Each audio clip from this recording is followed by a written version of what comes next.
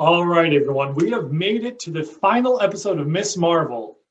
As always, we are the Uncanny J-Men, and we welcome you back to discuss the sixth and final episode. Now, quick warning, there will be spoilers, obviously, for the TV show Miss Marvel Season 1. You have been warned.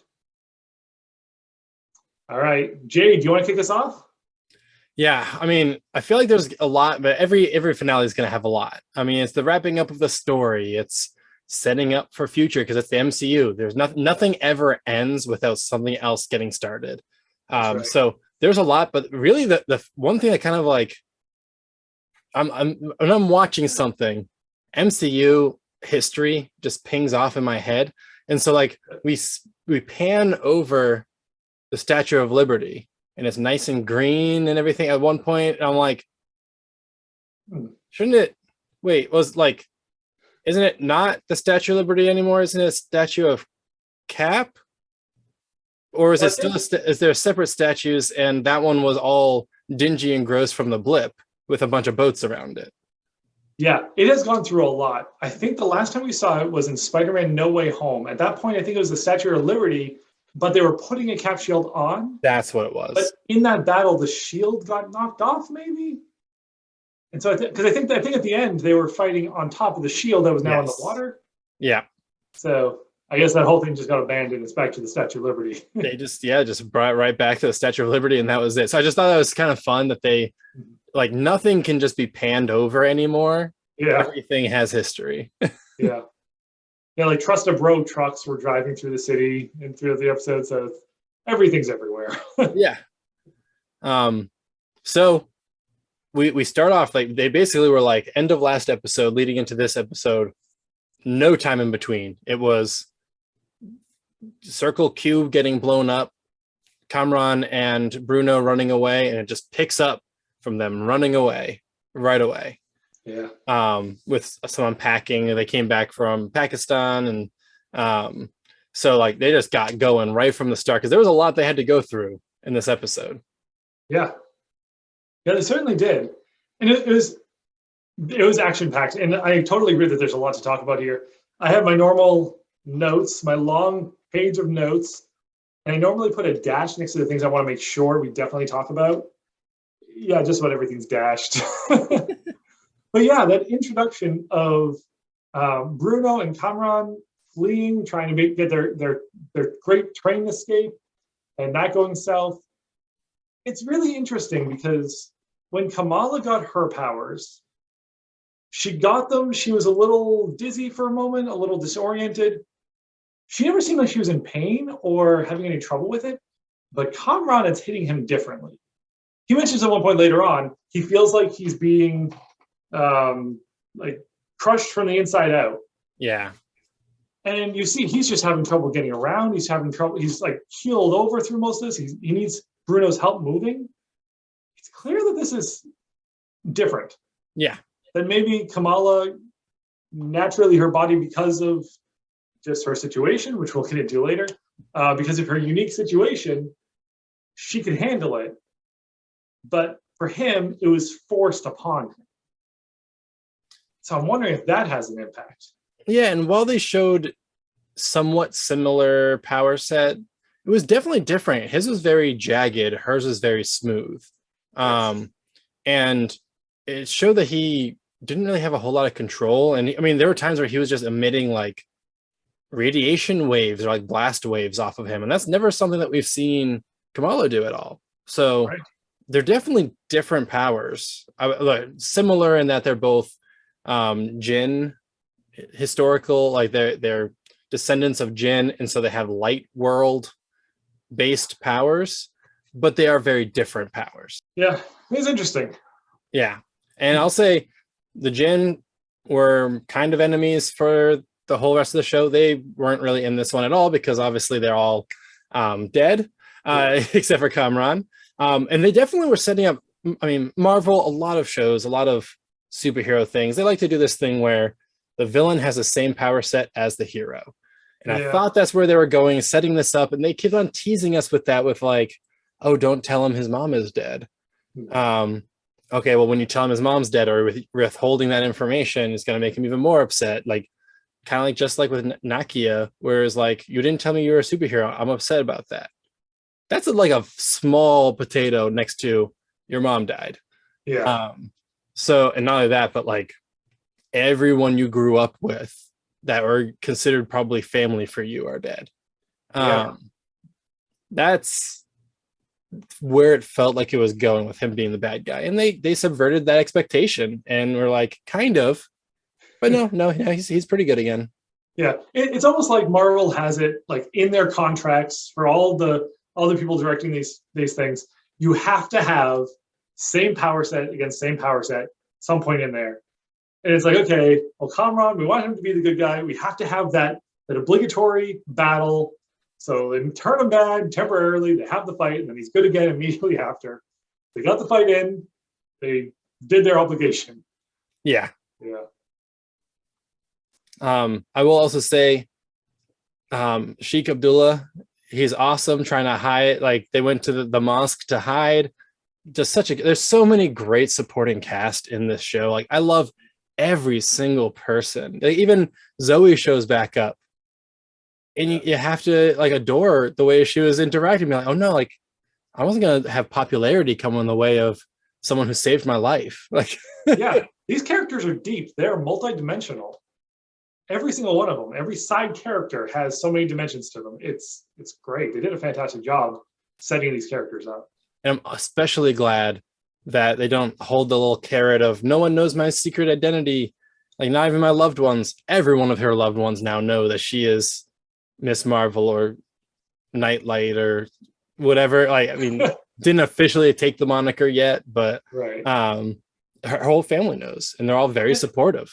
And I loved that scene where it was revealed to them. Because the mom found out last episode, so it could very well have just been, oh, mom told us, and now we move on to other more exciting things. But no, she got up the courage. She went out in front of them, told them she's Light Girl, Yeah, which they didn't accept, despite the fact that they already knew. So it's like the brother just wasn't accepting that name. It's like, no, I want you to say the name we know. But then the mom was, and we trust her, right? When the dad is now hesitant. So that flip of roles, that the dad is like, oh, wait a minute, she's a superhero. Now I'm a little nervous for her. And now the mom all of a sudden is that we trust her, right? So I just love that whole dynamic that the mom is just completely swapped. She's like, okay, I now see the way this is. Spending time with my own mom caused me to rethink things, and I'm ready to be supportive of my superhero teenage daughter. Completely different role than what she thought she was getting. Yeah. Not only that, but the mom provides the official costume. Yeah, which we predicted that one. I think I might have been the one to mention that last week or recently, one of these discussions. Yeah. But yeah official costume looks good. They pretty faithful to the comics, which of course with some updates to make it look more like real world, but very, very good. Yeah. And I will say, during all the fighting, I didn't even like think about her outfit having long scarf-like pieces, except for when she was running on like in the sky. During that, you could see like the billowing and everything, but otherwise I didn't really even notice it, to be honest. It was just so natural. Yeah, it never got in the way of the fighting, but it was there when you needed to see that cool aspect of it. I also thought it was kind of funny when she was fighting that she would have her eyepiece on, but then when she was done, she'd go like that because it's a giant, heavy piece of like, I was surprised that they would have her keep taking it off. I feel like there has to be some kind of behind the scenes thing where it was uncomfortable. Yeah. And so she kept on removing it. I was thinking the same thing. There's one scene, I think she was talking to Kamran, and you can see that it had slipped down a little bit because it was riding a little lower, and it was like right at the tops of her eyes. And I'm like, that does not look comfortable in that position. Like, if that was real life, she'd be fixing that and adjusting it to make sure it was sitting not on her eyes. So yeah, it was probably something along those lines. But I mean, how do you keep your secret identity? You wear a mask, you wear a baseball cap. Yeah. They brought it, I think they're self-aware and making fun of it because, I mean, we talk like Civil War, Captain America just puts a hat on, and then he's hiding. No one knows who he is. Is Scarlet Witch hat on? No one knows who you are. Bucky hat on. No one knows who you are. Sometimes there's a hoodie, but like these are all people who have been very famous in the public eye. You wear a hat. No one knows who you are. So they brought that back. These hats, though, they weren't completely blank on the front. True. Normally, it's just a blank hat of just a color.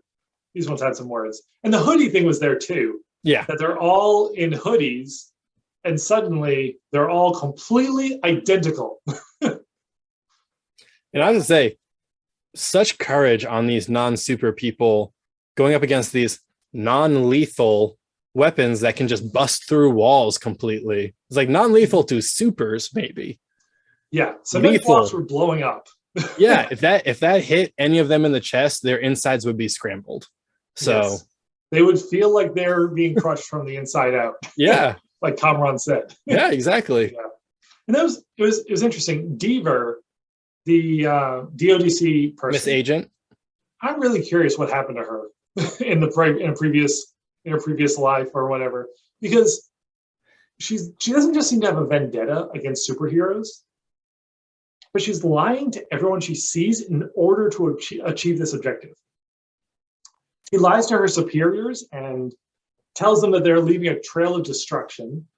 She then, and honestly, the DODC is leaving more destruction. But then she is told directly, do not engage, and she ignores that. She's telling people, if you get caught aid and abetting a suspect. A suspect of what? What crime was there that they're a suspect for? It just felt like sometimes she was just saying things to try and scare people, completely regardless of the facts. Now, I'll bring this up probably later, but do you think she's gone? Do you think this is all we'll see of her? I don't know. I think the DODC is definitely not gone. They're very clearly going to be playing a role moving forward in this show or others. I don't think she's going to show up in the Marvels or anything big like that. Yeah. I don't know. I could see this being the end because she kind of filled her role as the goes too far agent, and she's now been relieved of her duties. She could make a cameo somewhere. I guess I'm going to lean towards that we're done with her. Okay.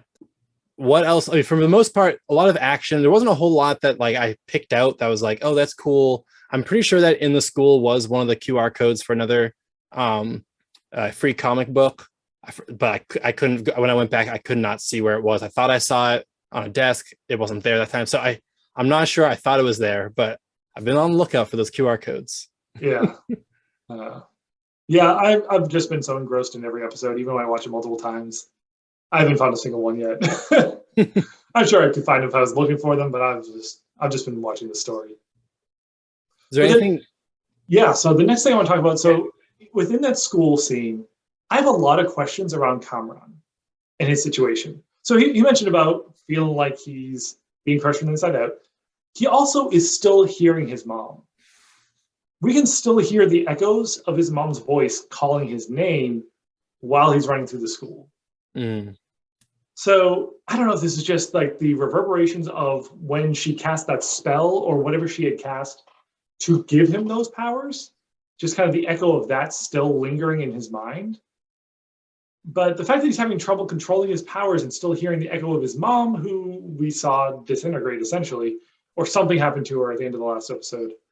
But then also, when he finds out that his mom died and Kamala is trying to explain to him that she did what she had set out to do and pierced the veil. And his response is, she was trying to save our world, my home. Which is really interesting because that was never their goal. They were never trying to save their world.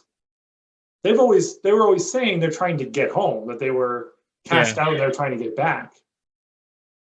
So I don't know if there was like a storyline that just got missed there, or if there's something that they're not, unless that was left open. The good news is Kamran's still around, so they can continue that idea into the next season. So Yeah. So it's just a very interesting course of events. There's a lot of things around Kamran this episode felt unexplained and didn't reach a conclusion. Yeah, So, I can see that. I mean, if he was one and done, became the villain, and then was over, I could see not getting explanations. But it seems like he may be in the next season as well. yeah. Yeah, I could see him showing back up. Especially because they show him and the Red Dagger guy meeting up. They didn't have to show that. So because they showed that, I feel like those are characters who we will see again.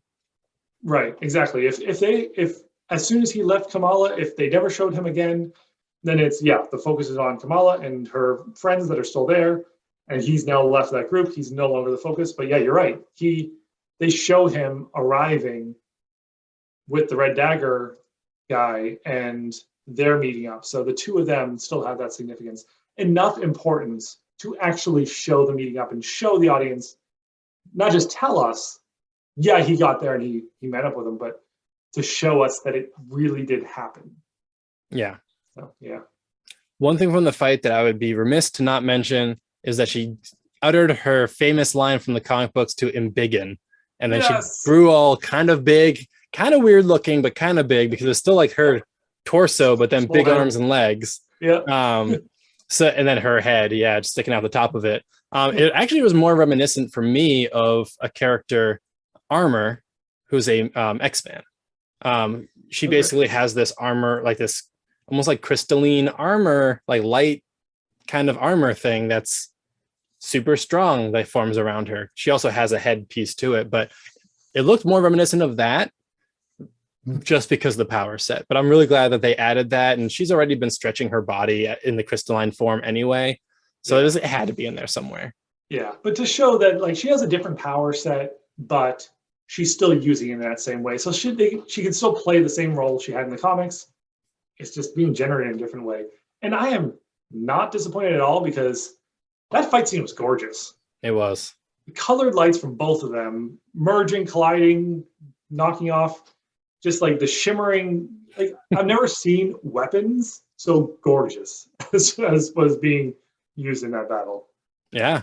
So it's a lot of fun to watch them, watch her and watch the whole thing.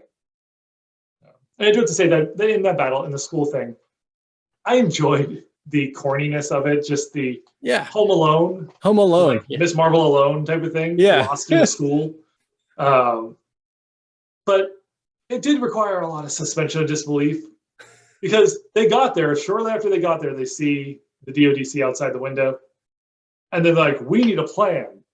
And they had enough time to draw out an entire plan on the board to implement everything. Well, to alleviate some of that suspension of disbelief, we do have the DODC lady outside on the phone. As soon as she was told to back down, she's like, call in all of our reinforcements. So they didn't then have to wait for all of the reinforcements to show up to be able to move on them. So there was some time. Was there enough time to build a giant elephant toothpaste reaction, little like rope activated traps that blew things? There's so many, like the softball, that could have been done in the time.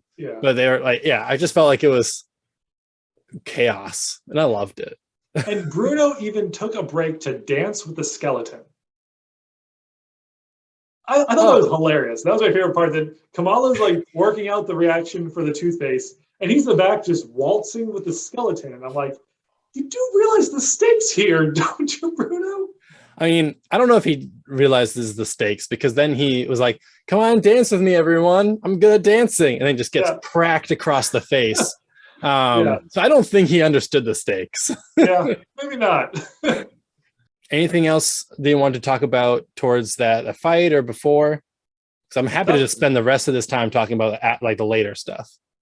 Okay, so the fight scene, I've talked about the fight scene enough. I'm guessing my next thing though is before like the very end. There's a point where Bruno slips a letter into a locker. I'm assuming it's Kamala's locker. And that was before the 1 week later stuff. And it had a scene where it just shows him walking up, sliding a letter into like the slots that the lockers have, and then walking away.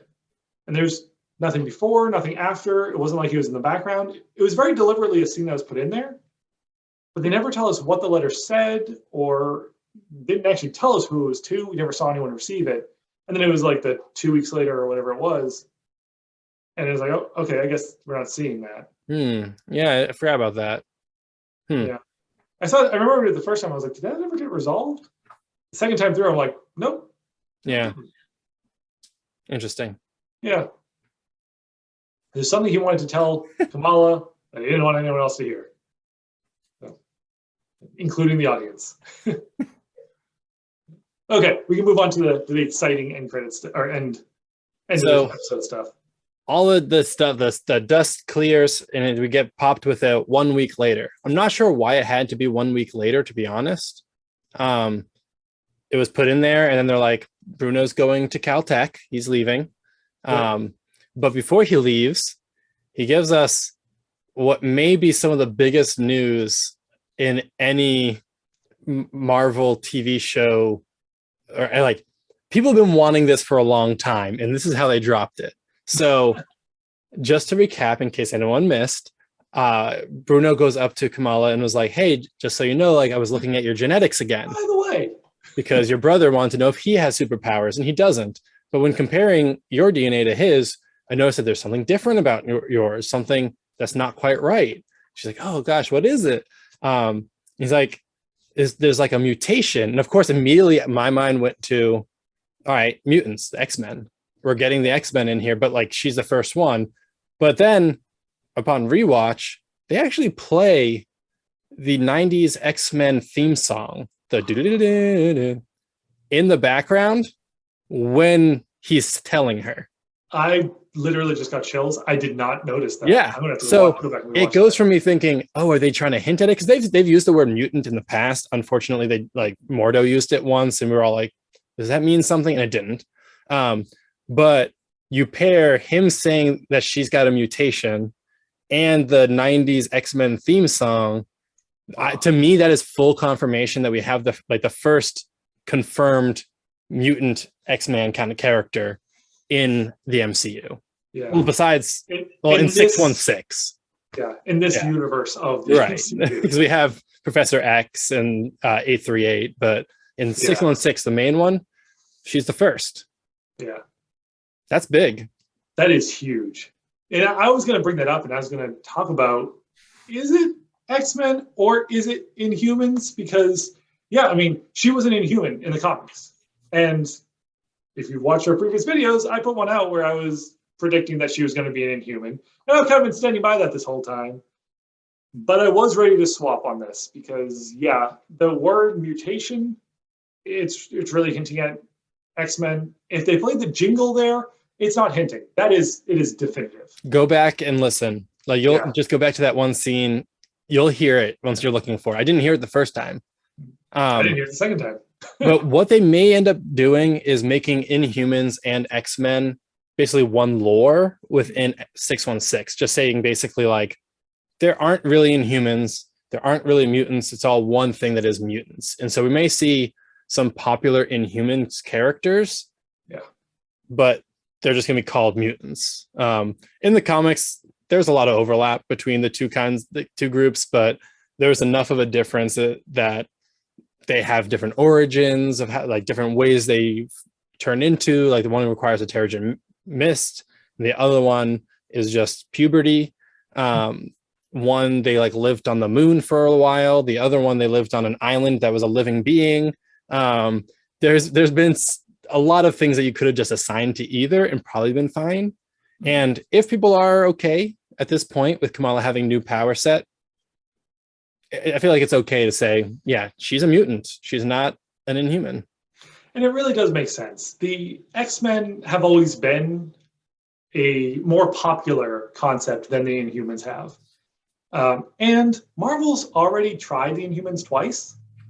They had the Inhumans series, which they still mostly pretend doesn't exist, other than 838 Black Bolt showing up. And then they also had Inhumans in Agents of S.H.I.E.L.D., which they now say they all are also saying is not part of the MCU. It's not in the same universe or whatever there. So they've had the Inhumans show up multiple times, and each time they kind of ended it and kind of brushed it aside. They now have the rights, definitive rights to the mutants and the X-Men. They can use the popular one. It makes sense they move in that direction. Yeah, that's really exciting. They have the rights. They have the rights to the characters also. So they can bring the characters in, leave the Inhumans name out of it, and just make it all one thing very easily. And they still, because they have the rights, can do that now. Yeah. I'm pretty sure Kevin Feige is also not the biggest fan of Inhumans in general as a concept.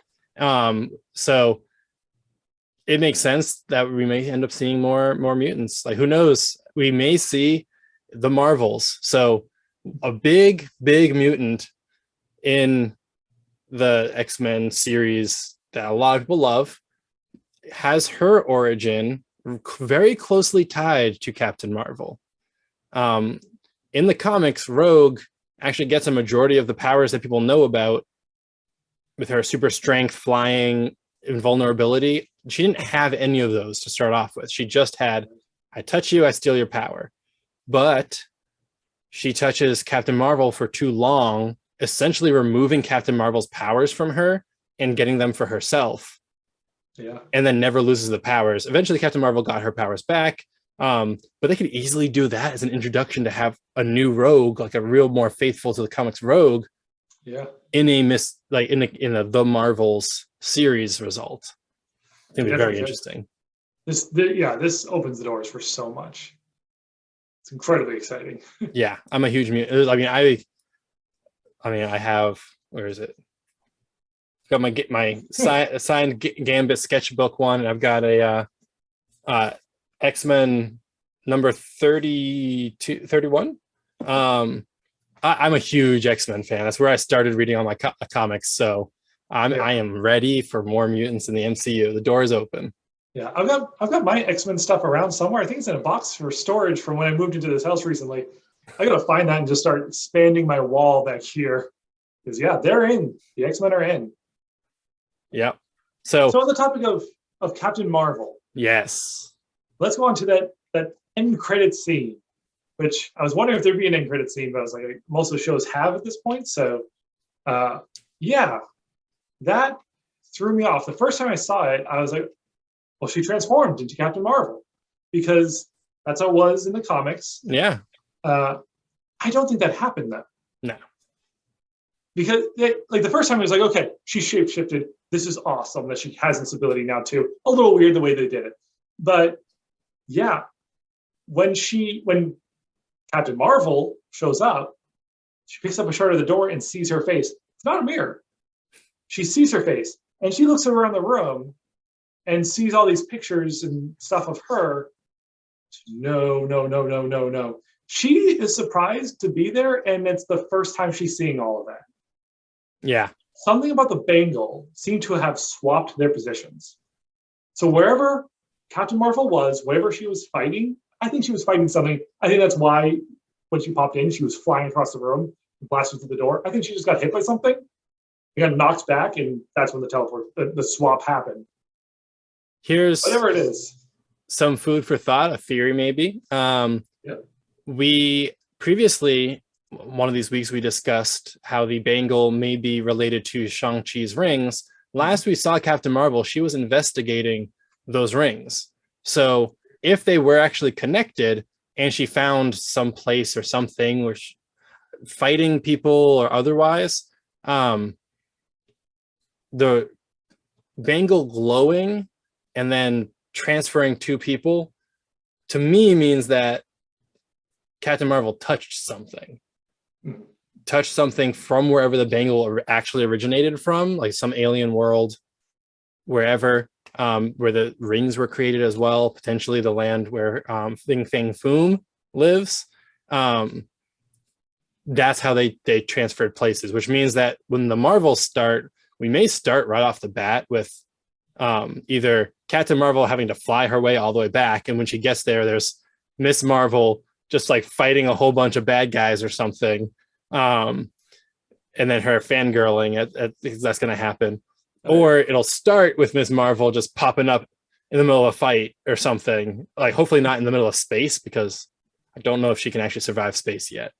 But yeah, I'm very excited to see very different characters interact in the next movie. Yeah. Oh, definitely. And one thing that I wonder about, and credit where credit's due, this is my wife's theory. She mentioned about the spell that was put on the bangle of what you seek is seeking you. And we saw that resolved with, she wanted to know more about her great-grandmother. And then her great-grandmother needed help for her daughter, so the grandmother. So once what Kamala was seeking her at the same time, they are not at the same time, they're at very different times, but they're both wanting each other. And then so she got called to help them. The bangle brought her where she needs to be to help. Mm-hmm. She's a huge Captain Marvel fan. She would love to meet Captain Marvel. Seeking Captain Marvel information is like her entire life.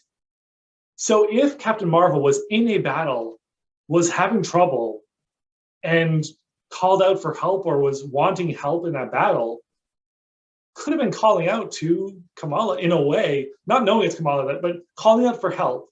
The person that Kamala wants to meet calls out for help, and the bangle causes that swap. Now, it's a little weird that it'd be a swap instead of just bringing her to her, but still, it could have some impact there. It could be just something about the bangle's powers of moving through space and time, along with the spell that was put on it, could still have those lingering effects.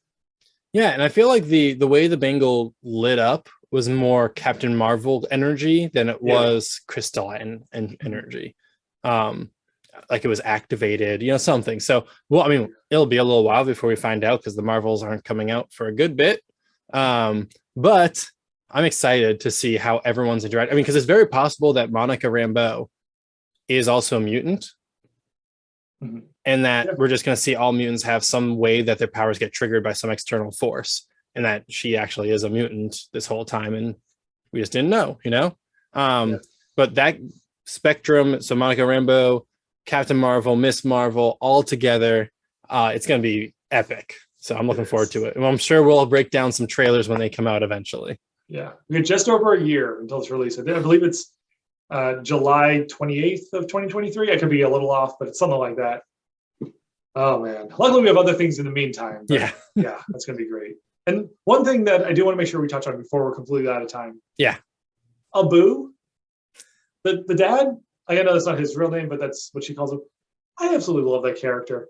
He is so oblivious to so many things, and yet he has such a big heart. Yeah, he climbs out onto the roof at the end to talk to Kamala, to try and be a dad to a superhero teenager now, which being an adult to a teenager is hard enough. That's superhero one. But he overcomes his fear and steps out, and she's like, and they're having a conversation. She says, I share a name with Carol Danvers. And he goes, well, I don't know who that is. I'm like, you just walked through the room. You can't see any wall because all there is Carol Danvers. I just thought that was really funny that like he is so oblivious to what is happening in her life right now. But it seems like a really good guy anyway. He does give her the Miss Marvel name, so he does. Yeah. And then no one really calls her that still. Yeah. So, final thoughts. We'll do it real fast. What do you think of the series or the season? I think the season was absolutely fantastic. One of my favorites. Like, I loved Moon Knight. I feel like they did a fantastic job. And I've been wanting to go back and rewatch that. I don't think I'm going to rewatch that now because I think I'm just going to want to watch this for a third time. The characters were amazing and it was fun. It was so much fun. And I think that's a big thing for me. I like shows that are fun, that have some humor, but also have some stakes in there. They just balance everything so perfectly. It was incredible. She's one of my favorite superheroes now in the MCU, and I'm so excited to see her pop up again in a year. What do you think? Yeah, I mean, while I may disagree with her thoughts on it being MCU 616 or not, via my most recent video, I think that Iman Vellani is an amazing actress for the role. She is personifying this character that I've read in the comics for the last 10 years so well. I mean, I loved it. You're right. It's just fun. It's a show that I feel like I can just turn on and enjoy. It doesn't have to be serious all the time, although there's moments of seriousness, It's not depressing. Like Moon Knight can be a little depressing at times. Oh yeah. But it's very good. This is not bashing Moon Knight. It's a very good show.